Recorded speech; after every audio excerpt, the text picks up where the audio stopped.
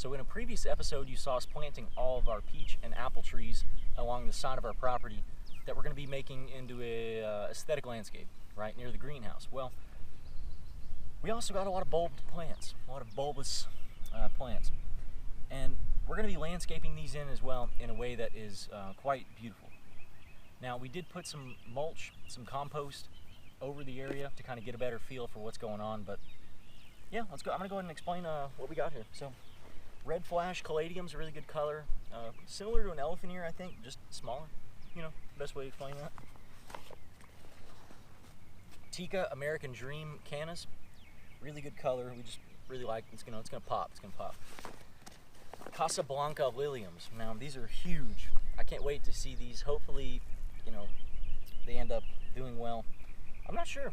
We're gonna be putting them in mostly native soil mixed with a little bit of leaves and some compost, some mulch. You know how we've been doing it, but there's no telling. I've never done any of these. I've literally never planted any of these. I've had elephant ears before, you know, parents' house and stuff, but I've never messed with them. So it's gonna be interesting. Speaking of elephant ears, the diamond head elephant ear. These are like a purple black variety. It's gonna be really cool. Give the landscape some really nice color. Alana Claire Obscure Dahlias. Really nice dahlias. We might have some other dahlias as well. Oh no, I guess not. But yep, those are gonna be real cool. Summer Sky Irises. We have 100 of these, so we can get really wild with these, putting them all over. 75 Freesias. Looks like it's single blue, single red, and single yellow. More Canas.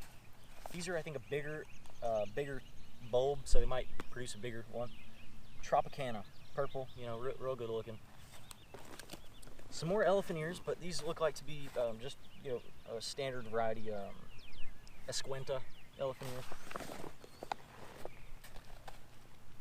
A Sidanthera Morellet, 120 of those.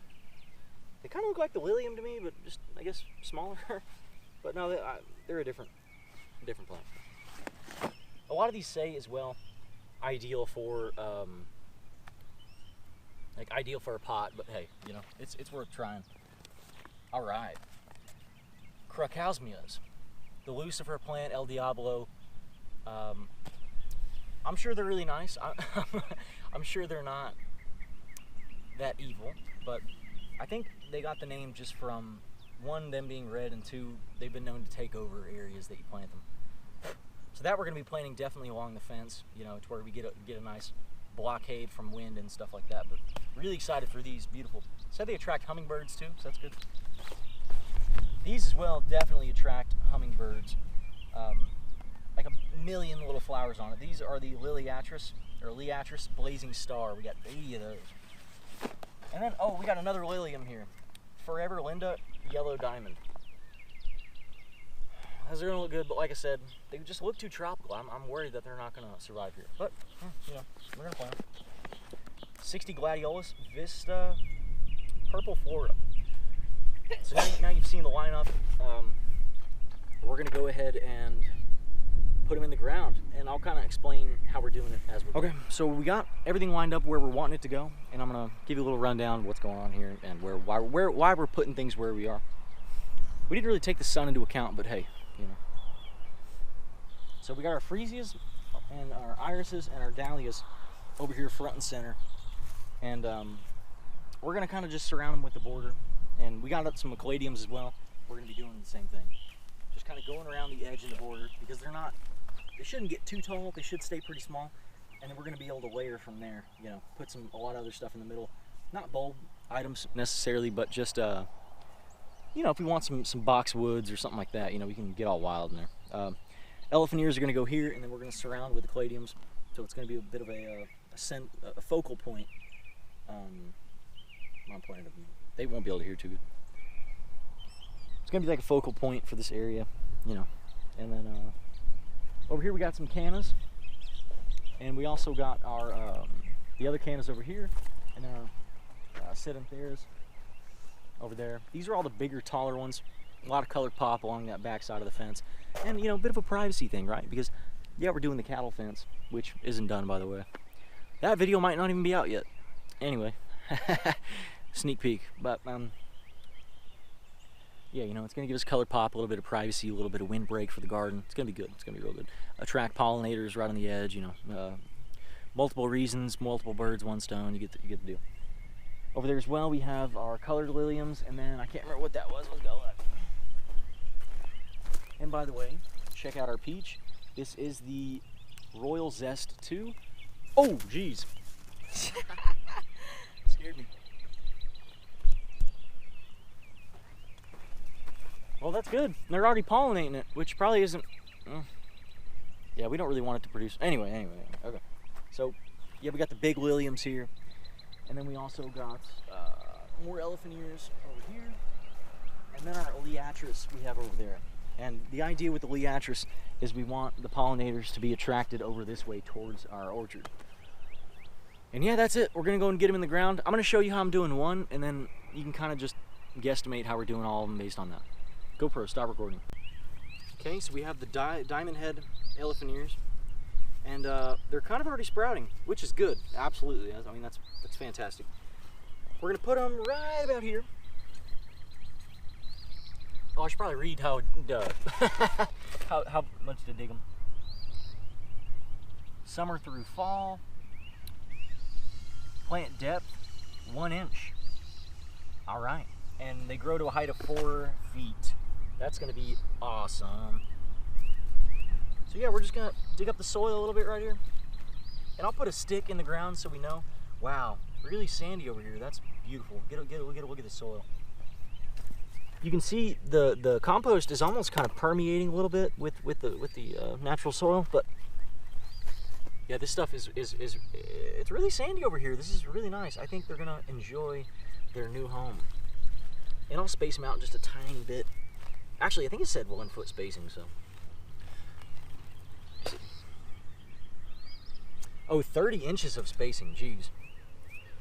Okay, yeah, I'm gonna go and space them out 30 inches then. I don't want it to be so deep that it well,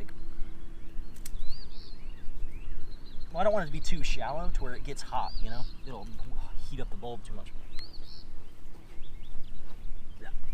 Okay.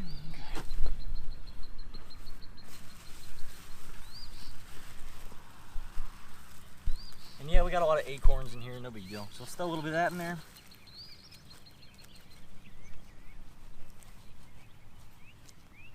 That looks about good. Yeah. Looks to be perfect. Now, we're going to break up the existing soil, get a little bit of that compost in there, like that, and really just mix this stuff up. Get a little bit of that leaf mold in there. Break up that soil a little more.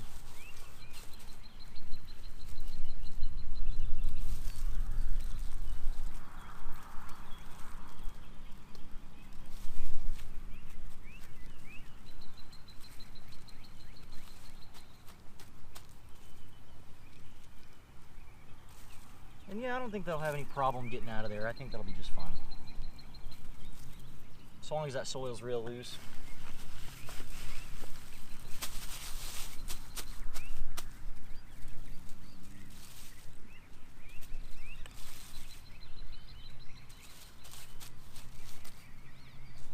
All right, one more. We're gonna plant this one.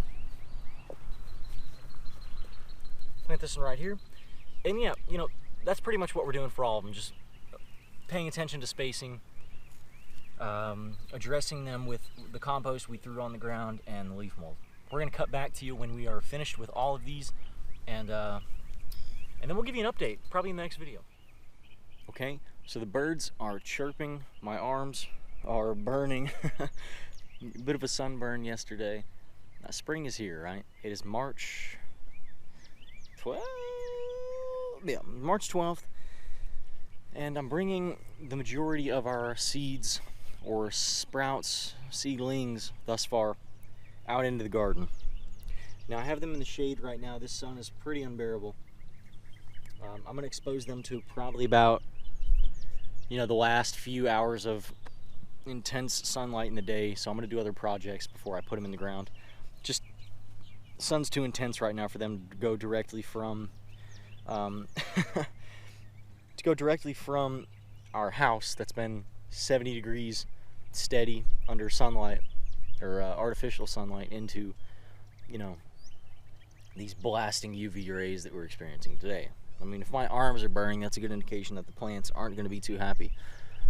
At least not without hardening. And the reason why I didn't want to harden them is because last time I hardened the plants, we had an issue of bringing and introducing a bunch of bugs into the house. You know, because you're taking the plants in and out, in and out, in and out, and they, you know, the reality of that is they just can't handle it, right? That's too much for the plants to undergo.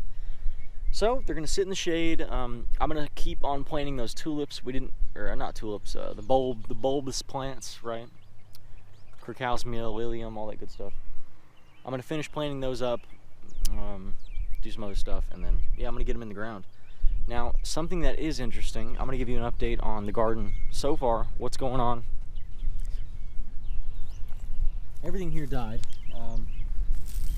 It's funny too, because seedlings were left in here, and you can see those have sprouted up, and those are probably going to start growing, but yeah, like these onions, I mean, those just aren't doing well. And I guess I'll sprinkle a little bit more dirt on there to kind of keep those roots covered or whatever. Yeah, you know, what is this, sorrel? Sorrel's just so dead. Might come back. I mean, what is this? I think it might be kale or something. It might come back, but it's just, it would be better off to just seed in some new stuff. But then I'd have to keep it watered all the time, and you can see the first, you know, we watered yesterday, and the first couple, maybe half an inch of the soil is still pretty hard and dry, so, you know, one of those things. But look at the leach, the runoff from all the green compost. It's already starting to affect areas there. We need to put down more wood chips, that's pretty evident. And over here, we got a lot going on. Snap peas are doing well. I'm going to put some sort of trellis on there today for them. All this stuff right here got hit pretty hard by that frost, but recovered.